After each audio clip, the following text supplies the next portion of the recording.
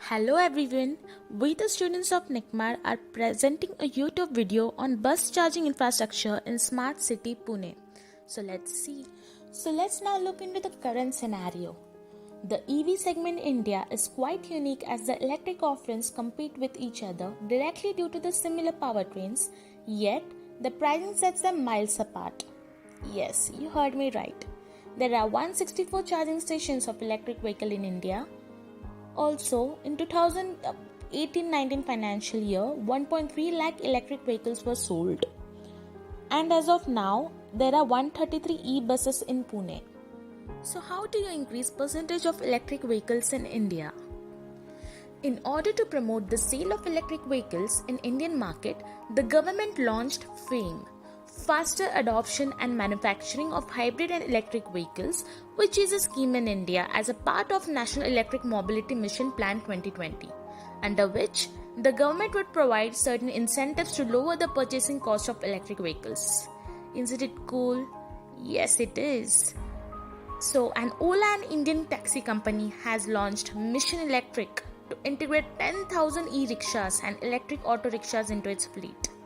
Car manufacturer Mahindra & Mahindra is investing 18 billion rupees over the next 3 years into EV production to ramp up its four-wheeler production. And thinking about the infrastructure, the appropriate infrastructure is in place. 90% of car owners in India are willing to switch to EVs according to the survey. Also, let's not forget the elephant in the room.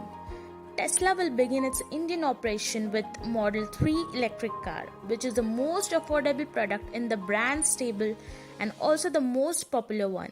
Since Tesla will bring initial lot of Model 3 via CBU, expect it to be priced north of guys. Here we are to provide you solutions for implementation of infrastructure in the Queen of Deccan, yes, Smart City. Coming to the scope of the work that involves the deployment of BusSwitch technology and the assumed route of Balewadi bus depot to the Nigri bus depot BRTS corridor. That includes the 4 points of study, and they are Balewadi bus depot, Wakad bus depot, PMPL bus depot, and Nigri bus depot.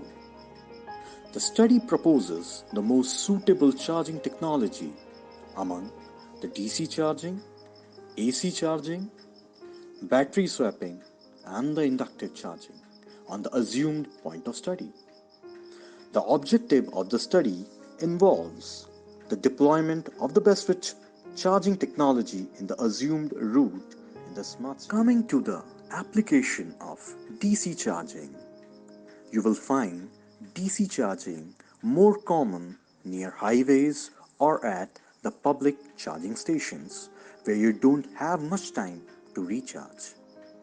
But the DC charging is making its way into home charging, offering new possibilities for the customers since it allows not only the fast charging but also the bi-directional charging. And AC, on the other hand, is the most charging station technology that you will find it today in the use. The usual charging speed is 22 kilowatts depending on the car that you own or as well as the power available to the charging infrastructure. It's ideal for charging your car at home or work because you will need more time Now to load. let's move ahead. The successful convergence of new technologies will require electric vehicles that are of low cost and fully autonomous. These attributes can be realized through wireless charging. Consider a future in which a driverless ride-sharing electric vehicle pulls over as you exit a building, takes you to your destination, and proceeds to drive passenger after passenger. Also, the power generated by the nearby wind and solar sources will be delivered wirelessly from roadway to the vehicle while it is in motion. So, this will going to save the time as well as it will increase the service in the future. So, the inductive charging works by creating a magnetic resonance field between transmitting pad on the ground, which is physically connected to the grid, and receiving pad on the underside of the vehicle. Wireless signals sent between the vehicle and charging system initiate and stop charging. Also, the minimum voltage required for this type of charging is 415 volt in the Indian context. As far as economics is concerned, inductive charging technology using underground power delivery system are found to be expensive, although the required area for installation is minimal. Other than this, these systems require auxiliary infrastructure including the high frequency transformer, associated LT and HT switchgear, cables, protection system, SCADA system, vehicle alignment monitoring system. The estimated cost of an inductive charging system is more than 22 million rupees. Now, if we talk about the global standards, the Society of Autonomous Engineers announced the first global standard for wireless electrical charging technology, which could help accelerate the technology's rollout. But these standards are up to a system of 11 kilowatt only.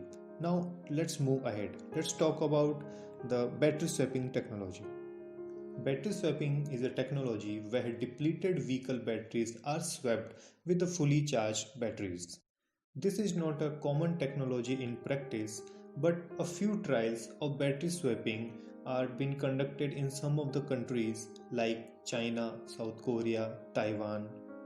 Also, if we talk about the Indian context, a pilot e-bus project which involves a battery swapping is underway at Ahmedabad. Now, the battery swapping system consists of a battery charging system and a battery swapping mechanism. Hence, the technical parameter for a battery swapping system would depend on both the charging point for batteries and swapping infrastructure. Now, if we talk about the time and cost, the time required for swapping may range between 2.5 minutes to 10 minutes.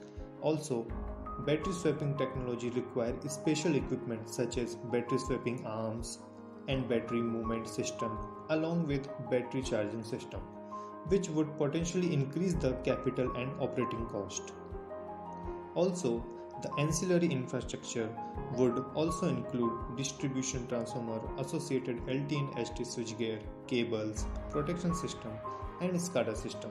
The estimated cost for battery swapping infrastructure is cost to around 3 crores. So, here we are with the methodology, multi-criteria decision matrix.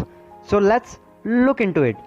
Decision matrix analysis is a simple method, but it is an effective method. The working depends by putting your decided options under the rows in the table and factors needed to be considered as columns.